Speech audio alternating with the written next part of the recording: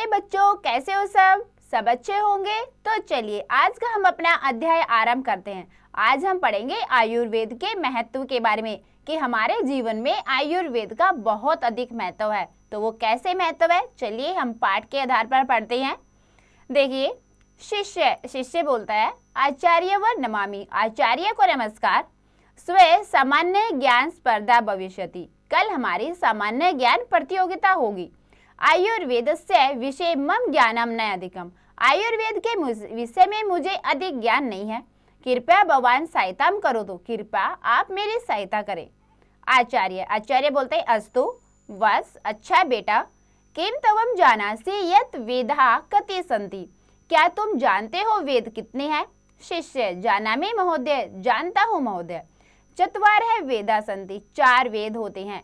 तेषां नामानि, ऋग्वेद है, यजुर्वेद है, सामवेद है, अथर्ववेद च सन्ति।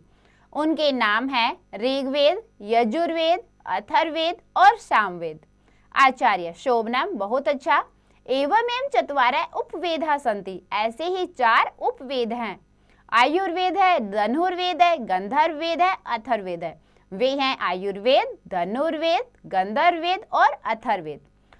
उपवेदेषु प्रथम है आयुर्वेद है, मनुष्य नाम स्वास्थ्य लाभाय सर्वोत्तम है हेतु अस्ति।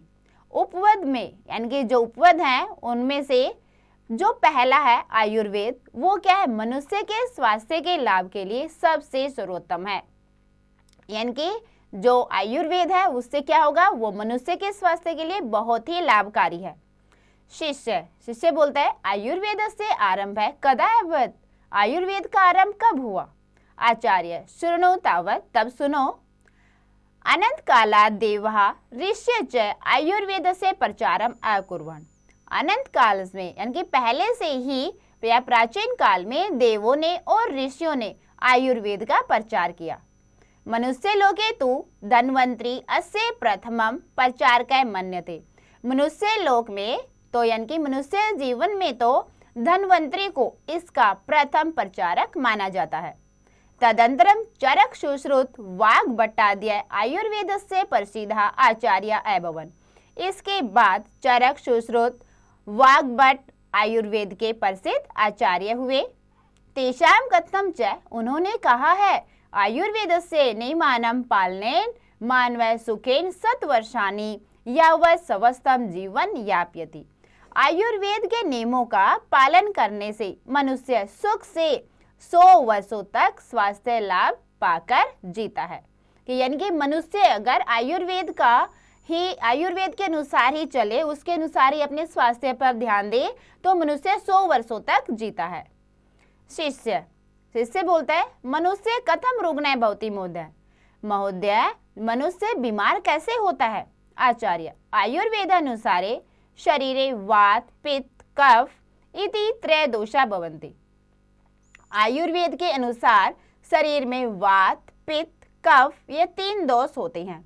यदा मिथ्या आहारेण मिथ्या विहारेण च एते प्रकोपयन्ति तदा मनुष्य रोगी भवति, जब मिथ्या आहार या मिथ्या विहार यानी कि मिथ्या यानी कि गलत खाए या फिर गलत विहार करे तो फिर क्या हो जाता है? उससे मनुष्य रोगी हो जाता है। यानी कि वो गलत तरीके से अगर कोई खाना पीना लेगा तो उसके कारण क्या है? मनुष्य रोगी हो जाता है, बीमार हो जाता है।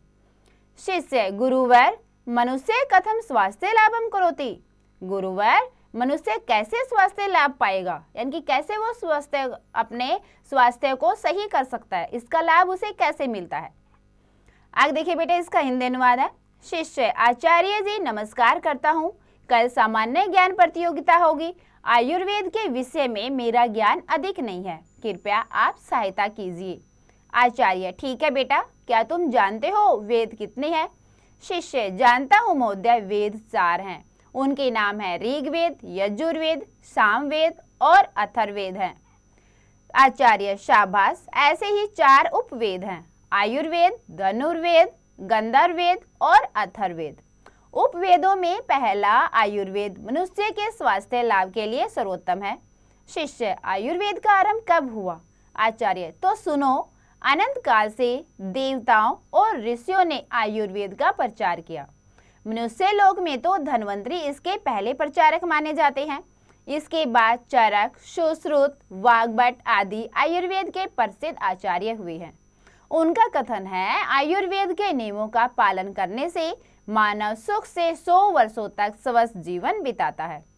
शिष्य: महोदय, मनुष्य रोगी कैसे होता है? आचार्य: आयुर्वेद के अनुसार वात, पित्त, कफ ये 3 दोष होते हैं। जब गलत आहार, गलत विहार से ये बिगड़ती हैं, तब मनुष्य रोगी हो जाता है। शिष्य: गुरुवर, मनुष्य स्वास्थ्य लाभ कैसे करता है? तो आगे देखिए बेटा। आचार्य बोलते हैं, आयुर्वेद रोगस्य निदानम अस्ति। आयुर्वेद रोगों का निदान है, यानी कि रोग से छुटकारा पाने का एक तरीका है। क्या है? आयुर्वेद। समुचित पथ्य पालनेन मनुष्य सर्वथा स्वस्थ है भवति। समुचित सही रास्ते का पालन करने से मनुष्य हमेशा स्वस्थ रहता है। यानी कि वो अपने जीवन में अगर अच्छी प्रकार से अपने खाने पीने पे अगर ध्यान दे, सब कुछ अच्छा करे, तो क्या है, वो अपने स्वास्थ्य लाभ को पाता है। शिष्य बोलता है, कृपा काश्चित औषधि नामानि वदतु या भी जन्हा दीर्घायु लभन्ते। कृपया कुछ दवाइयों के नाम बोलिए जिनसे लोग दीर्घायु प्राप्त करें, यानी कि लंबे आयु प्राप्त करें। आप मुझे कुछ ऐसी दवाइयों के, उस औषधियों के नाम बताइए। आचार्य बोलते हैं, हरितकी हरड़, विबितकः बहेड़ा, आम्लकम आंवला, च एतादृश्य औषधि सन्ति। तो जे क्या कौन सी औषधि बताई गुरुजी ने? हरड़, बहेड़ा और आंवला, ये 3 औषधि बताई गुरुजी ने कि अगर ये 3 औषधि अगर हम इनका प्रयोग करते हैं तो हम स्वास्थ्य लाभ प्राप्त करते हैं। ठीक है, क्या बोला देखो, हरड़, बहेड़ा और आंवला ये ऐसी औषधियां हैं। त्रिफला आयुर्वर्धक है, रोग निवारक चय अस्ति। त्रिफला आयु को बढ़ाने वाला और रोग निवारक है, यानी कि अगर तुम त्रिफला खाओगे तो उससे क्या होगा, रोग नहीं होंगे और तुम्हारी आयु बढ़ेगी। आगे देखिए। शिष्य पूछता है फिर, एवं अत्तवे रुग्णः जनः पुनः आयुर्वेदम सम्मानयति। इसीलिए लोग आजकल फिर से आयुर्वेद को मान रहे हैं। आचार्य: आम हाँ, इद्यम अप्यवन गच्छ यत् औषधि नाम प्रयोग बहुरूपेण विविध रूपेण भवति, यथा काष्ठादि चूर्णम, आस्वः अवलेह, गुटिका रस है, रसायनम चयति। तो क्या बोलते हैं, हाँ यह भी जान लो, ठीक है, यह भी जान लो कि दवाइयों का प्रयोग बहुत प्रकार से होता है, कि जो दवाइयां हैं उनका प्रयोग बहुत प्रकार से होता है। जैसे देखो क्या दिया है इसमें, काष्ठिदे चूर्ण में अर्क, चटनी, गोली, रस और रसायन आदि आयुर्वेद का प्रचार विदेशों में भी प्रचलित है, यानी कि इन चीजों का प्रचार विदेशों में भी है, विदेश भी आयुर्वेद उपचार कर रहे हैं। शिष्य बोलता है, अनुष्ट हितो अस्मि गुरुवर। मैं अनुग्रहित हुआ गुरुजी, यानी कि मुझे ये सब जो आपने बताया मुझे ये सुनकर बहुत तसल्ली हुई है, बहुत संतोष मिला मुझे। अधुना हम स्पर्धाया कृते सज्जितो अस्मि। अब मैं स्पर्धा के लिए तैयार हूँ। ठीक है बेटा, तो हमें क्या करना चाहिए, अब आयुर्वेद उपचार करना चाहिए। उससे क्या होगा, आयुर्वेद का उपचार करेंगे तो हमारा स्वास्थ्य लाभ होगा और हमारी आयु बढ़ेगी। हम स्वस्थ जीवन बहुत सालों तक, लगभग 100 साल तक हम स्वस्थ जीवन जी सकते हैं। लेकिन हमें क्या करना पड़ेगा, अपने खाने पीने पे ध्यान देना पड़ेगा और आयुर्वेद ही उपचार हमें करना चाहिए। तो बच्चों, सबको ये पाठ बहुत अच्छे समझ में आया होगा। तो इसको और अच्छे से समझने के लिए आप इसका एक बार और अभ्यास अवश्य करें।